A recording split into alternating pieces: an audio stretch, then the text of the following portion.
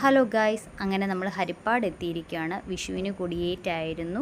ഇതുവരെ നമുക്ക് പോകാനായിട്ട് പറ്റിയില്ല. അപ്പോൾ പോയില്ലെങ്കിൽ മോശമല്ലേ, സ്വാമിയെ കണ്ടില്ലെങ്കിൽ. അങ്ങനെ വേലായുധ സ്വാമിയെ കാണാനായിട്ട് നമ്മൾ അവിടെ ചെന്നു, കണ്ടു, തൊഴുതു. കുറച്ച് സമയം അവിടെ നിന്നതിന് ശേഷം നമ്മൾക്ക് വെളിയിൽ എഴുന്നള്ളത്ത്. ഈ എഴുന്നള്ളത്ത് എന്ന് പറയുന്നത് വേലകളി ഭഗവാന് കണ്ട് ഇങ്ങനെ നിൽക്കാൻ വേണ്ടിയിട്ടാണ് ഈ എഴുന്നള്ളത്ത്. വേലകളിയാണ് ഇന്ന് 6-ാം ദിവസമായി, ഇന്ന് വേലകളിയാണ്. അങ്ങനെ ഭഗവാനെ എഴുന്നള്ളി നോക്ക്, അകമ്പടിയോടുകൂടിയാണ്. അകമ്പടി എന്ന് വെച്ച് കഴിഞ്ഞാൽ ഒന്നിൽ കൂടുതൽ ആനകളുണ്ട്. അകമ്പടിയോടെ തന്നെ അയ്യപ്പനുണ്ട്, അതേപോലെ തന്നെ കൃഷ്ണനുണ്ട്. അങ്ങനെ അകമ്പടിയോടുകൂടി ചെന്ന് നിന്ന് വേലകളി. ഇതാണ് വേലകളി എന്ന് പറയുന്നത്. എല്ലാ ക്ഷേത്രത്തിലും ഉണ്ടാകുമോ എന്നറിയത്തില്ല. കൊച്ചു കുട്ടികൾ മുതൽ പ്രായമായിട്ടുള്ളവർ വരെയാണ് ഈ വേലകളിയിൽ ഇതും വെറുതെ ഒന്നുമല്ല കേട്ടോ.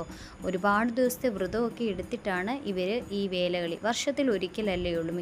മിക്ക ക്ഷേത്രങ്ങളിലും ഉണ്ടാകുമോ എന്നെനിക്കറിയത്തില്ല. സത്യം പറഞ്ഞാൽ ഇതൊക്കെ കാണുക എന്ന് പറയുന്നത് ഒരു പുണ്യം തന്നെയാണ്. ഭഗവാൻ എഴുന്നള്ളിച്ച് അകമ്പടിയോടെ കൂടി തന്നെ നിൽക്കുമ്പോൾ അവരതിന് മുന്നിൽ വേല കളിക്കും. അതും കൊച്ചു കുഞ്ഞുങ്ങളൊക്കെ നല്ല എന്ത് രസമാണ് അത് നിന്ന് കാണാൻ തന്നെ നമുക്ക് തോന്നിപ്പോവും. അത്ര അതിമനോഹരമാണ് അവരുടെ ആ ഒരു അവരുടെ ആ ഒരു മെയ്വഴക്കവും അവരുടെ ആ ഒരു കയ്യിൽ കൂടി കാണിക്കുന്ന ഒരിത്. ഇതിനൊക്കെ ഓരോരോ ശാസ്ത്രീയമായി പറഞ്ഞു കഴിഞ്ഞാലും അല്ലെങ്കിൽ ഓരോരോ ഐതിഹ്യങ്ങളുണ്ട് ഇത് കേട്ടോ. നമ്മൾക്കൊന്നും അത്രയ്ക്ക് അറിയില്ല, എങ്കിൽ കൂടിയും എല്ലാവരിലേക്കും എനിക്കത് ഷെയർ ചെയ്യണമെന്ന് തോന്നിയത് കൊണ്ടാണ് ഞാനിത് കാണിക്കുന്നത്. നല്ല ഭംഗിയാണത് കണ്ട് നിന്ന് നമ്മളങ്ങ് കണ്ട് അങ്ങനെ അങ്ങ് നിന്ന് പോകും. അതേപോലെ തന്നെയാണ് അവരുടെ ഓരോ ചുവടുവെപ്പും. അത് ഭഗവാന് കാണാൻ വേണ്ടി ഭഗവാൻ അങ്ങനെ അവിടെ നിൽക്കുന്നു, അവർ ഭഗവാന് മുന്നിൽ ഇത് കളിക്കുന്നു. ഇത് റോഡിൽ തന്നെയല്ല കേട്ടോ, ഇത് കുളത്തിലും ഉണ്ട്, കുളത്തിലും ഉണ്ട് കളിക്കുന്നത്. പക്ഷേ അതെനിക്കെടുക്കാൻ പറ്റിയില്ല. ഇത് നിങ്ങളെ കൂടി കാണിക്കാമെന്ന് വെച്ചിട്ടാണ് ഇങ്ങനെ. ഇത് എല്ലാ ക്ഷേത്രത്തിലും ഉണ്ടോ എന്നെനിക്കറിയത്തില്ല. പക്ഷേ വളരെ ഭംഗിയോടുകൂടി തന്നെ മെയ്വഴക്കത്തോടെയും ആ ചുവടുകളൊക്കെ നോക്കി എല്ലാവരും ഒരേപോലെ തന്നെ കൈമുദ്രകളുമൊക്കെ.